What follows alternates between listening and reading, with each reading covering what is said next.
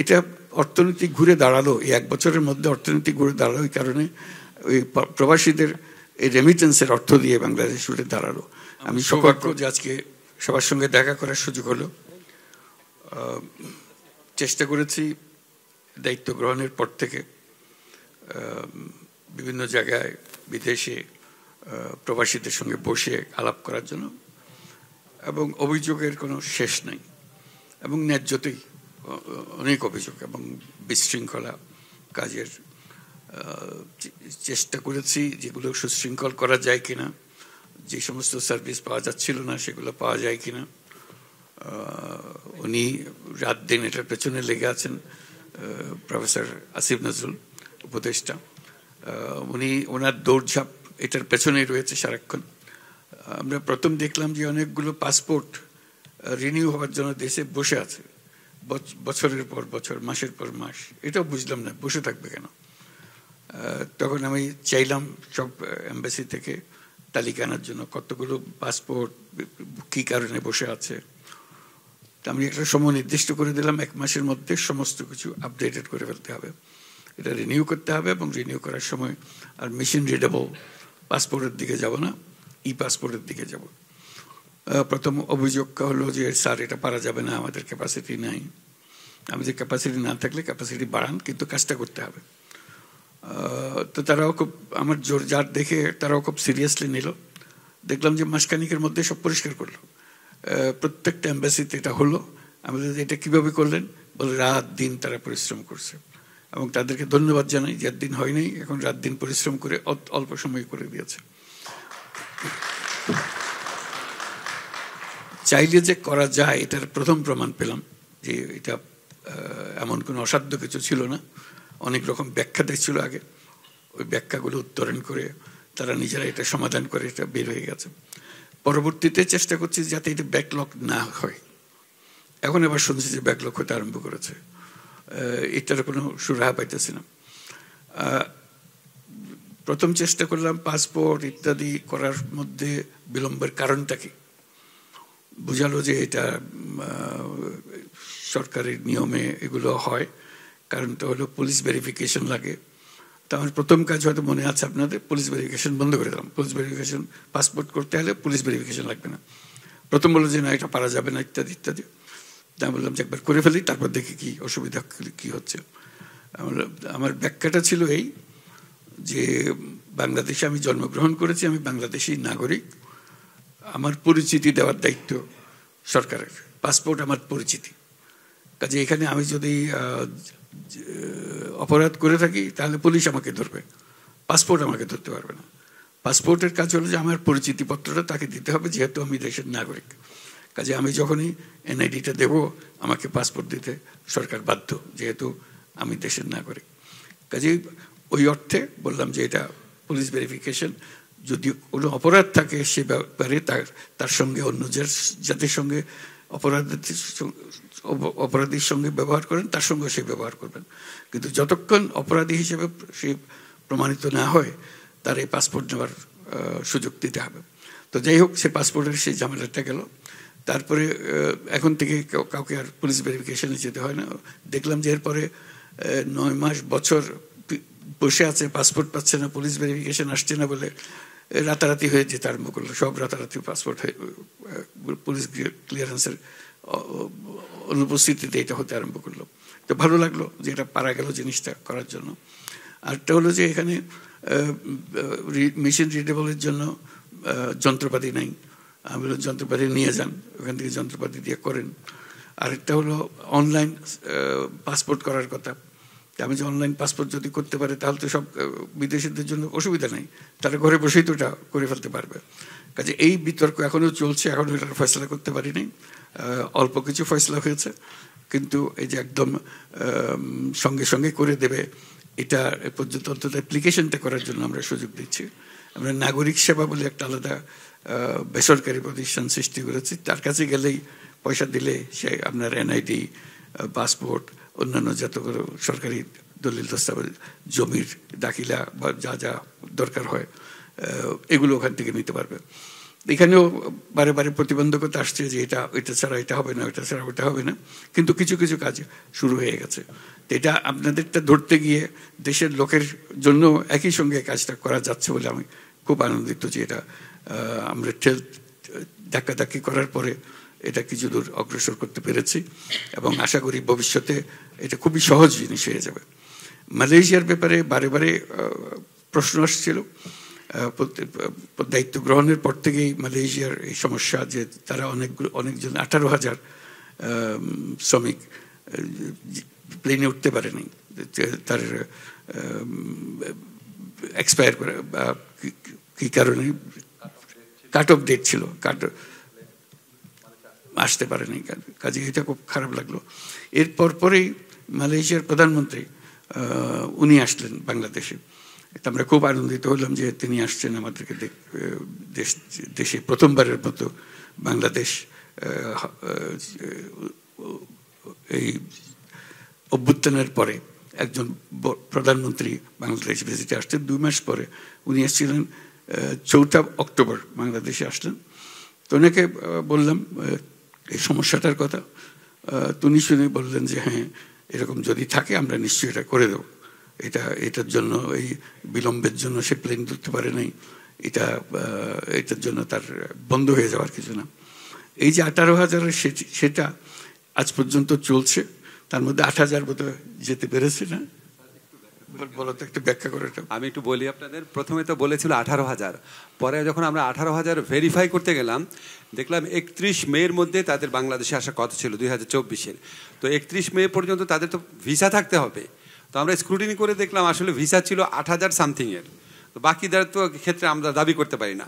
ওই 8,000 সামথিংয়ের থেকে আবার কেউ কেউ আপনার মালয়েশিয়ায় চলে আসছে 95 জন, আর 100 জনের মতো বিভিন্ন দেশে চলে গেছে।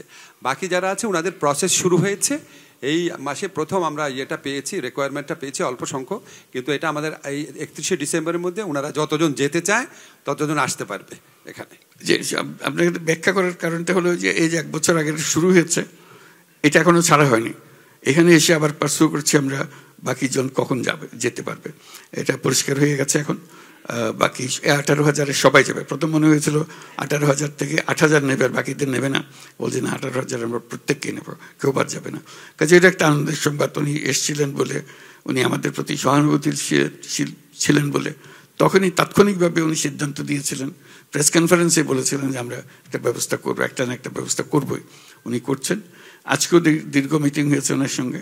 আরও নানা বিষয়ে যাতে প্রক্রিয়া সহজ করা যায় এগুলো নিয়ে আমরা আলাপ করেছি। আশা করি এই মালয়েশিয়ার যেই সমস্ত সমস্যা এখানে জমা হয়ে আছে, সেই জমাট সমস্যাগুলোকে আমরা সংস্কার করে ফেলতে পারবো, পরিষ্কার করে ফেলতে পারবো।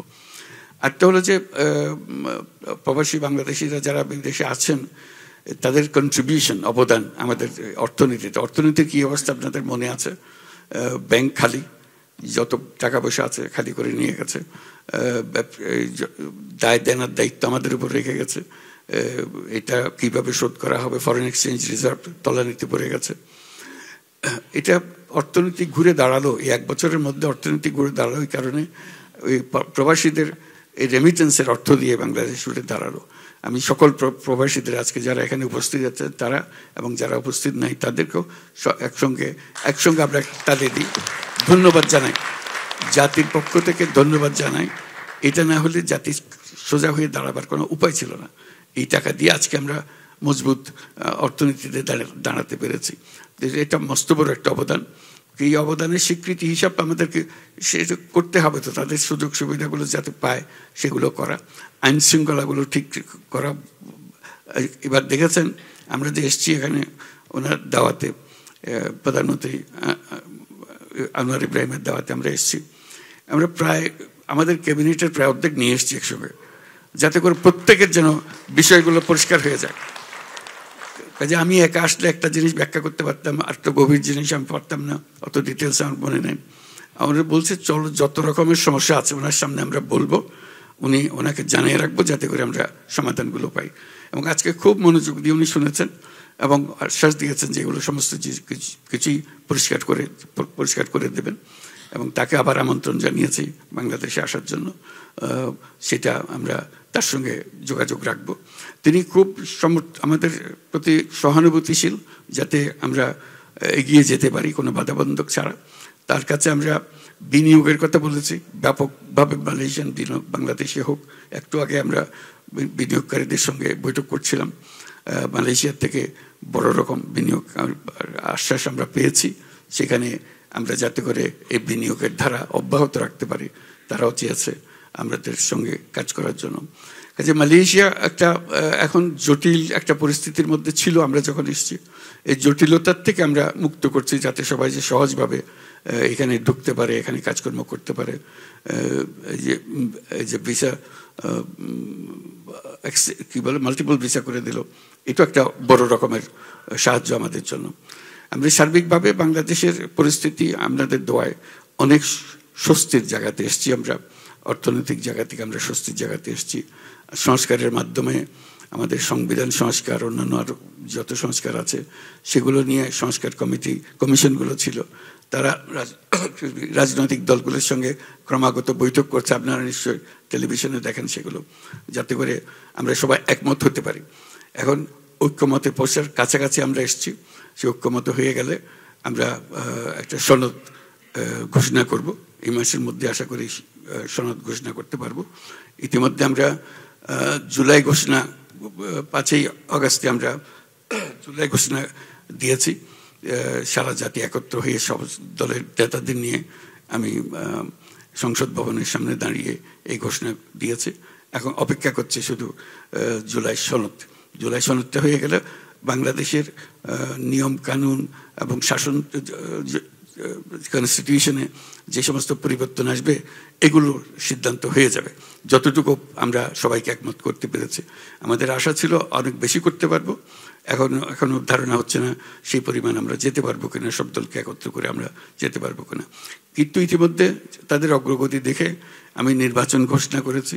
ফেব্রুয়ারি মাসে নির্বাচন হবে, এবং তার মধ্যে একটা উল্লেখযোগ্য বিষয় হলো, এবং সঙ্গে সঙ্গে আমার উল্লেখ করে দিয়েছি, প্রবাসীদের জন্য এবার ভোটাধিকার দিতে হবে। এবার তারা যেন ভোট দিতে পারে। এটা আমাদের একটা নতুন অভিজ্ঞতা হবে। আমরা যেখানে আছেন, আপনার যেখানে কর্মরত আছেন, সেখান থেকে আপনি যদি ভোটার হন, আপনার অনেক জিনিসের অভাব আছে। পাসপোর্ট রিনিউড হয় না বা কিছু একটা হয়েছে, কিন্তু ভোটার আপনি হবেন। ভোটার হবেন এবং ভোট দিতে পারবেন।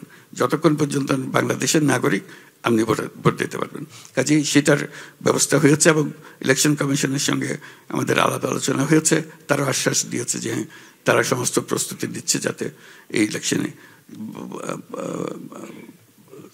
যারা বাইরে আছেন, তারা প্রবাসী বাংলাদেশি যেখানে আছেন সেখান থেকে ভোট দিতে পারবে। কাজে আমরা এখন নির্বাচনের দিকে রওনা হয়েছি। আশা করি একটা সুন্দর নির্বাচন আমরা করতে পারবো। বাংলাদেশের একটা রূপান্তর হবে। আমরা 1 বছর শেষ করলাম সরকারের ইন্টারিম গভর্নমেন্টের। এই 1 বছর, তারপরে ফেব্রুয়ারি পর্যন্ত গেলে আমরা আশা করি সুন্দর একটা নির্বাচনের মাধ্যমে আমরা ক্ষমতা নির্বাচিত প্রতিনিধিদের কাছে সমর্পণ করতে পারবো। এই আমাদের আশা। আপনাদের সাহায্য এবং আপনাদের সহায়তা, আপনাদের যে অবদান, তাকে আমি বাহবা দিচ্ছি, অভিনন্দন জানাচ্ছি আপনাদের এই সহযোগিতার জন্য। আশা করি বাংলাদেশ এখন নতুন পথে যাত্রা হলো। আমরা নতুন বাংলাদেশের কথা বলছি। এই নতুন বাংলাদেশ বাস্তবে আমরা দেখে যেতে পারি। খুব তড়িৎ গতিতে যেন নতুন বাংলাদেশ গড়ে ওঠে। আপনাদের সহযোগিতায় একটা আবহাওয়ার সৃষ্টি হয়েছে নতুন বাংলাদেশ গড়ে তোলার।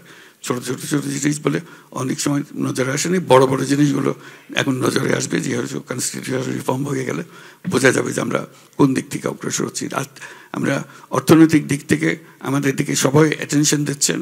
আমরা বিভিন্ন দেশের ইনভেস্টরদের আহ্বান জানাচ্ছি, তারা যেন আমাদের এখানে বিনিয়োগ করেন, এবং আমরা ভালো সমর্থন তাদের কাছে পাচ্ছি। আশা করি আপনাদের সহযোগিতায় আমরা বাকি পথটুকু সুন্দরভাবে এগিয়ে যেতে পারবো। সবাইকে ধন্যবাদ।